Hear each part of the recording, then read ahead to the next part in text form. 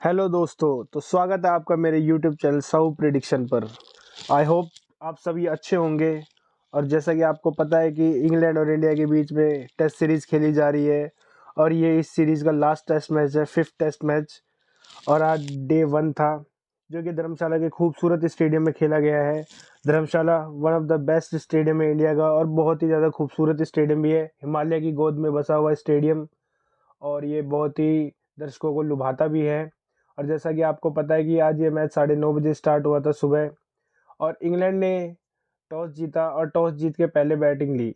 जैसा कि रोहित शर्मा का भी कहना था कि अगर वो टॉस जीते तो वो भी बैटिंग लेते।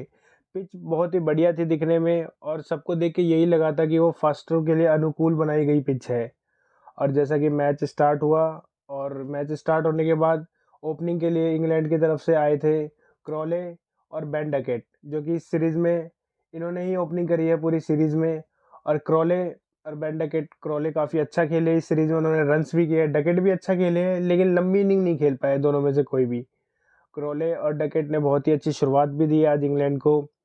और बुमराह, जिनका स्पेल काफ़ी अच्छा था शुरू में, इंग्लैंड के ओपनर्स की किस्मत काफ़ी अच्छी थी, काफ़ी अच्छी बॉल्स पे बीट हुए, जो कि इस ओपनर्स को लगभग वो किस्मत चाहिए ही होता है, फेवर चाहिए ही होता है लक का, क्योंकि शुरू में कुछ अनप्लेएबल बॉल्स आती है जो कि नहीं खेली जाती इस ओपनर से।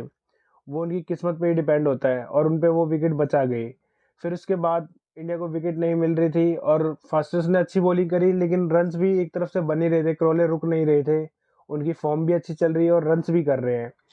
तो उसके बाद क्रॉले ने अपनी 50 भी करी और डकेट भी अच्छा खेल रहे थे। फिर कुलदीप यादव को रोहित शर्मा लेके आते हैं और कुलदीप यादव आते ही अपने दूसरे ओवर में बेन डकेट डकेट अच्छा खेल रहे थे, लेकिन पता नहीं क्यों एग्रेसिव शॉट के लिए गए और फिर वो अपनी विकेट गंवा बैठे।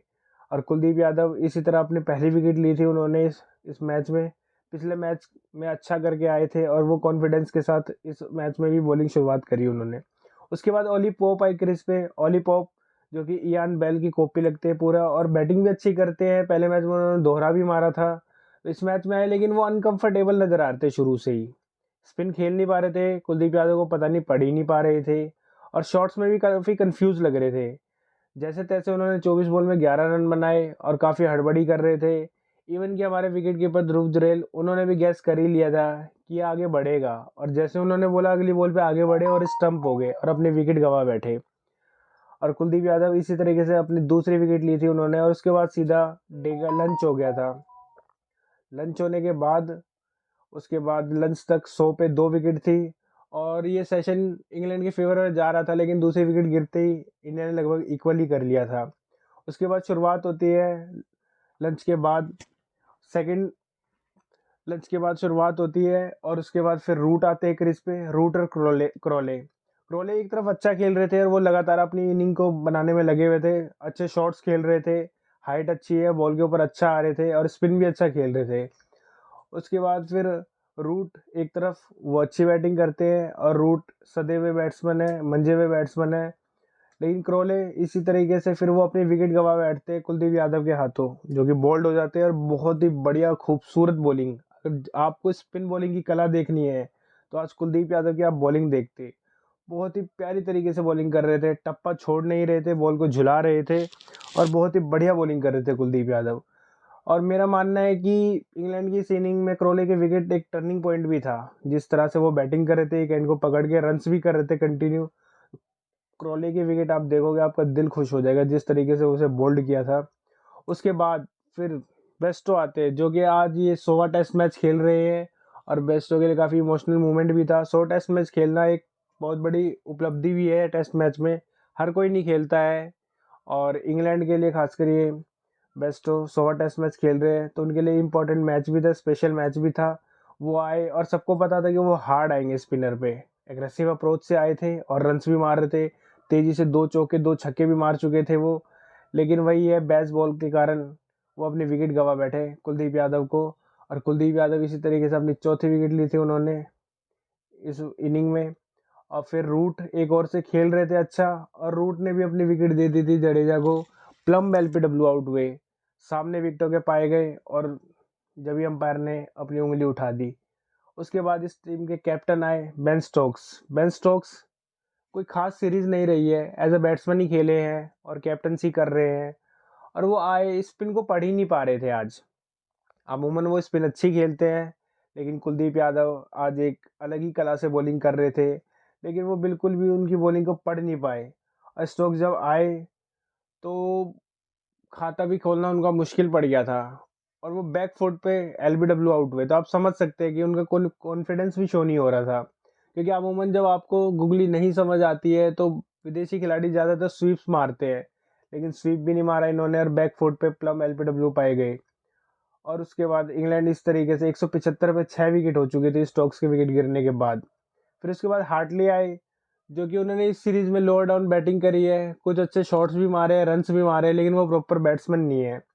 और इंग्लैंड की नैया डूब रही थी और उस नैया को डुबाने में और मदद करी, और वो 7वें शिकार थे इंग्लैंड के। और हार्टले अश्विन का पहला विकेट, इस इनिंग का पहला विकेट था। हार्टले जो कि बैटिंग कर लेते हैं लेकिन नहीं कर पाए इस इनिंग में और विकेट गंवा बैठे। फिर उसके बाद मार्क वुड आए और वुड अपना खाता भी नहीं खोल पाए, और वुड भी अश्विन का दूसरा शिकार हुए। अश्विन जो कि वो भी 16 मैच खेल रहे हैं, और टेस्ट मैच में आपको पता ही है 16 मैच खेलना एक बहुत बड़ी उपलब्धि है, और अश्विन का दूसरा शिकार बने। अश्विन इस इनिंग में शुरुआत में तो विकेट्स नहीं ले पाए, लेकिन एंड में चारों विकेट उन्हें ही मिली। इस तरीके से फिर टी हुआ, और टी तक इंग्लैंड का स्कोर था 183 पे 8, और 8 विकेट होने के बाद इंग्लैंड बहुत ही बुरी तरीके से फंस चुका था। और उसके बाद टी होने के बाद फिर क्रीज पे बेन फोक्स एक एंड पे थे, और बेन फोक्स स्पिन अच्छा खेलते हैं, लेकिन बहुत ही ज़्यादा खास नहीं खेल, मतलब रन्स नहीं कर पाते हैं। विकेट पे रुकते तो हैं लेकिन लंबा स्कोर नहीं कर पाते हैं। बशीर के साथ उन्होंने कुछ रन्स मारे, और उसके बाद फिर वो भी चलते बने, और अश्विन ने उनकी विकेट ली। अनलकी डिसमिसल था, पैड पे लग के विकेट पे बॉल लगी, और फिर वो भी अश्विन का तीसरा शिकार हुए। और फिर आखिरी विकेट थी जेम्स एंडरसन, जो कि अपना खाता भी नहीं खोल पाए, और वो इस तरह इंग्लैंड की इनिंग 218 पे ऑल आउट हो गई। इंग्लैंड पहले इनिंग में 218 करने के बाद ज़्यादा खुश नहीं होगी, कोई खास स्कोर नहीं है इस पिच के लिए। सबको लगा था कि फास्टेस्ट की पिच है, लेकिन सारी विकेटें स्पिनर्स ने चटकाई, और इंग्लैंड अपने स्कोर को देख के जाहिर सी बात है वो खुश भी नहीं रहा होगा। शुरुआत काफ़ी अच्छी थी, लेकिन उस शुरुआत को वो बड़े में तब्दील नहीं कर पाए। तो दोस्तों आइए अब बात करते हैं हम इंडिया की इनिंग के बारे में। 218 रन जो कि बोर्ड पे इंग्लैंड ने लगाए हैं, उस इनिंग को देखते हुए रनों का पीछा करने आई इंडिया अपनी पहली इनिंग में। अब इंडिया की तरफ से ओपनिंग करी है, जैसा कि आपको पता ही है, जायसवाल और रोहित शर्मा ने। रोहित शर्मा जो कि काफ़ी अच्छे फॉर्म में चल रहे हैं, और जायसवाल भी उतने ही बढ़िया उम्दा फॉर्म में चल रहे हैं। जायसवाल और रोहित शर्मा दोनों ही बहुत अच्छी शुरुआत करी उन्होंने, और रोहित शर्मा शुरू में थोड़ा तेज़ भी खेले, एंकर इनिंग खेली, और जायसवाल भी उसके बाद जब शॉट्स मारे तो फिर वो रुकने का नाम ही नहीं लिए। उन्होंने एक ओवर में 3 छक्के भी मारे, और जायसवाल काफ़ी तेज़ खेलते हुए 58 बॉल में 57 रन बनाए और स्टंप आउट हो गए। एग्रेसिव अप्रोच अच्छी थी, लेकिन जब आप तेज़ खेलते हैं तो रिस्क लेते हैं तो ऐसा हो जाता है। और जायसवाल जिन्होंने 700 रन पूरे भी किए इस मैच में, इस सीरीज़ में, जो कि इंडिया के दूसरे बैट्समैन हैं, और ये तीसरी दफ़ा हुआ है इंडिया की तरफ से। सुनील गावस्कर 2 बार कर चुके हैं एक ही सीरीज़ में 700 रन, और जायसवाल जिन्होंने पहली बार 700 रन किए इस सीरीज़ में, और ये इंडिया के दूसरे बैट्समैन बने हैं। रोहित शर्मा दूसरी तरफ काफ़ी अच्छा खेले, उन्होंने 50 भी पूरी करी है। और रोहित शर्मा और पुल, उनका कोई जवाब ही नहीं है। आपने पुल भी देखा, छक्का भी मारा उन्होंने, 2 छक्के मारे अपनी इनिंग में, और अभी क्रीज पे टिके हुए हैं। दूसरी तरफ गिल आए थे वन डाउन करने। गिल कोई बहुत ज़्यादा खास सीरीज़ नहीं रही है, लेकिन इंडिया का फ्यूचर है, स्टार खिलाड़ी है, उन पर भरोसा कर रहे हैं इंडिया। तो फिर गिल अच्छा खेल रहे हैं। गिल 39 बॉल में 26, 2 छक्के भी मारे, 2 चौके भी मारे हैं, और दिमाग से खेल रहे हैं, और अपनी विकेट नहीं देना चाहेंगे, और एक लंबी इनिंग खेलना चाहेंगे, शतक करना चाहेंगे। और इंडिया की कोशिश रहेगी कि अब इस ट्रेल को जल्द से जल्द कल ख़त्म करके और लीड ली जाए। जितनी ज़्यादा लीड अभी ले लेगी तो इंडिया के चांसेस उतने ज़्यादा है मैच जीतने के। इनिंग से भी मैच जीत सकती है। 83 रन की लीड बची है, कोई ज़्यादा नहीं है। 135 पे 1 है 30 ओवर में। इंडिया एक अच्छे रन स्ट्राइक रेट से भी खेल रही है, रन्स भी कर रही है, ज़्यादा डिफेंसिव अप्रोच में नहीं है। 83 रन मेरे आई होप पहले लंच तक में पूरा करके लीड ले चुकी होगी इंडिया, अगर विकेट ना गंवाए।